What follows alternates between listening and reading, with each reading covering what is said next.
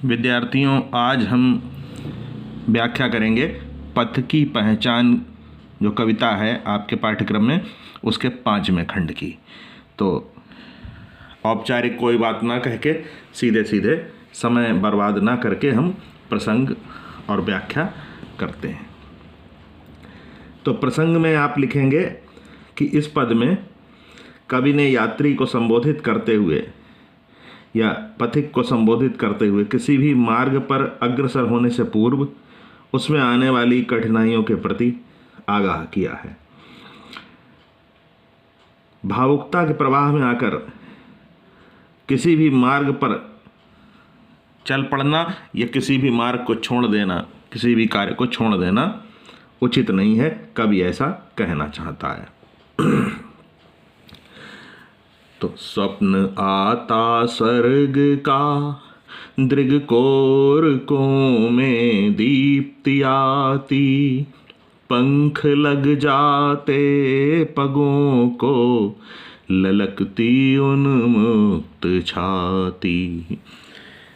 स्वप्न आता स्वर्ग का, दृगकोरकों में दीप्ति आती, पंख लग जाते पगों में, ललकती उन्मुक्त छाती।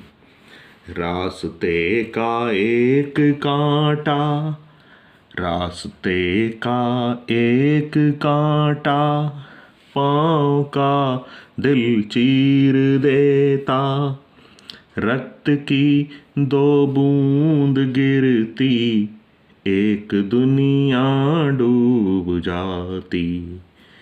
आँख में हो स्वर्ग लेकिन पाँव पृथ्वी पर टिके हों, कंटकों की इस अनोखी सीख का सम्मान कर ले, पूर्व चलने के बटोही बाट की पहचान कर ले। स्वप्न आता स्वर्ग का, दृगकोरकों में दीप्ति आती। तो युवावस्था में कवि कहता है, भावुकता के आवेश में आकर स्वर्ग का सपना देखने लगते हैं युवक। बहुत अच्छे अच्छे, बहुत बड़े बड़े महत्वाकांक्षी स्वप्न देखने लगते हैं। महत्वाकांक्षाएं जागृत हो जाती हैं और जो किशोर और युवक हैं वो बड़े बड़े स्वप्न देखने लगते हैं। कल्पना लोक की उड़ान भरने लगते हैं। पैरों में ऐसे लगता है जैसे पंख लग जाते हों, जैसे किसी पक्षी के पैरों में पंख लग जाएं।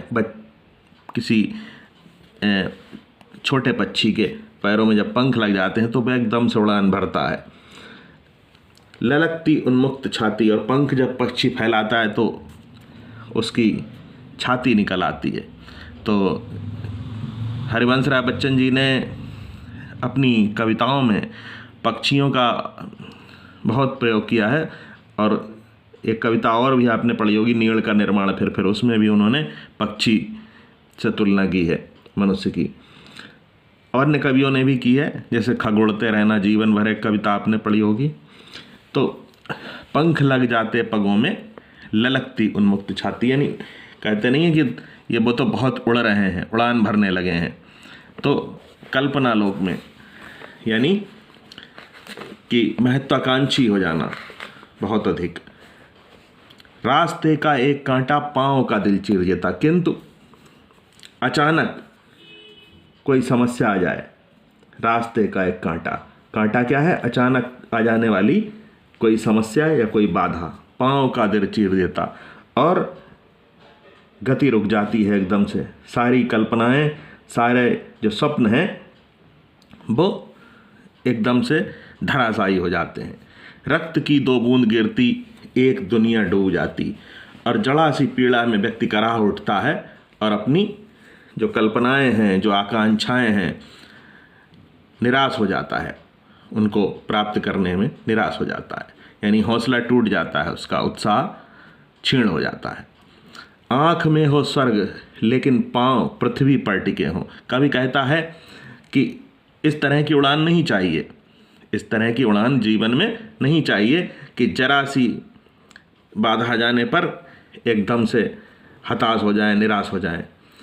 तो ये ठीक है कि आकांक्षाएं होनी चाहिए, लेकिन पांव पृथ्वी पर टिके हों, यानी आपका आधार मजबूत होना चाहिए। इतनी मजबूती के साथ आपका कार्य होना चाहिए कि उसमें असफलता की कोई गुंजाइश ना रहे। कंटकों की इस अनोखी सीख का सम्मान कर ले। और कवि कहता है कि जो समस्याएं हैं वो शिक्षा देने के लिए होती हैं। जो कांटा चुभता है तो वो भी एक प्रकार की शिक्षा है। कंटकों की इस अनोखी सीख का सम्मान कर ले, पूर्व चलने के बटोही पाठ की पहचान कर ले। तो कोई भी कार्य जो है उसको करने से पहले अच्छी तरह से सोच विचार कर लेना चाहिए, और बाद में कार्य प्रारंभ करने के बाद चाहे कोई भी समस्या आ जाए, हमें उस कार्य को छोड़ना नहीं चाहिए। तो व्यवहारिक जगत की उपयोगिता जो है वो कदापि भूलनी नहीं चाहिए। हमें पथ के चुभे कांटों को कि इस शिक्षा का सदैव सम्मान करना चाहिए। किसी मार्ग पर अग्रसर होने से पूर्व उस मार्ग की पूरी जानकारी अवश्य कर लेनी चाहिए। तो इस प्रकार से कवि बहुत अच्छी यहाँ पर उपदेशात्मक एक प्रकार की ये कविता है, एक प्रकार की शिक्षाप्रद कविता है, जिसमें कवि युवाओं को, किशोरों को लगातार अपना उत्साह बनाए रखने के लिए प्रेरित कर रहा है। तो इस प्रकार से इस कविता का आपने आनंद लिया। इस कविता की व्याख्या मैं समझता हूँ अब आप बहुत अच्छी तरह से कर सकेंगे। हाँ, काव्यगत सौंदर्य इसमें क्या है, इसमें कवि ने एक जीता जागता जीवन दर्शन प्रस्तुत किया है, और लाक्षणिक प्रयोगों के कारण काव्य की भाषा ओजपूर्ण और प्रभावशाली बन गई है।